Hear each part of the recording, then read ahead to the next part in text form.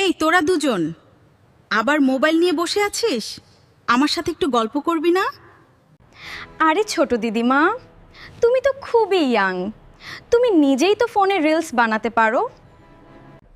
আরে বাবা, আমি নাকি রিলস বানাবো? হাসালি, আমি তো শুধু গল্প জানি।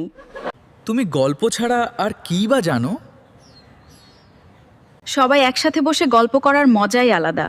তোরা সেটা বুঝবি না, শুধু ফোন আর ফোন। ছোট দিদিমা, তুমি কত গল্প জানো। যখনই মামার বাড়ি আসি তুমি শুধু গল্প করো। ছোটদের গল্পের ঝুলি কখনো শেষ হবে না।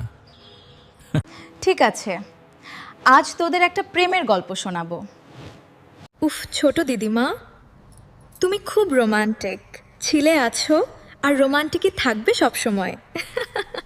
দাঁড়া, তার আগে আমি একটু কফি আর চিকেন পকোড়া ভেজে নিয়ে আসি রান্নাঘরের থেকে। এই তো ছোট দি এতক্ষণ পরে একটা ঠিক কাজ করতে যাচ্ছে। ঠিক আছে, গল্প শুনবি না আবার মোবাইলেই ঢুকে যাবি?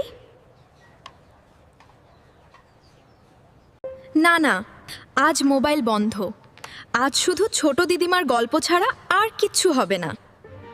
আরে ছোট দি, চিকেন পকোড়ার প্লেটটা আমাকে দাও, আমি আগে খাওয়া শুরু করি। সেই স্বাদ, এত স্বাদ কে! ভিডিওটি ভালো লাগলে লাইক দিন, আরও এমন ভিডিও পেতে এখনই চ্যানেলটি সাবস্ক্রাইব করুন। নতুন নতুন আপডেট পেতে বেল আইকন চাপতে ভুলবেন না। ধন্যবাদ সবাইকে।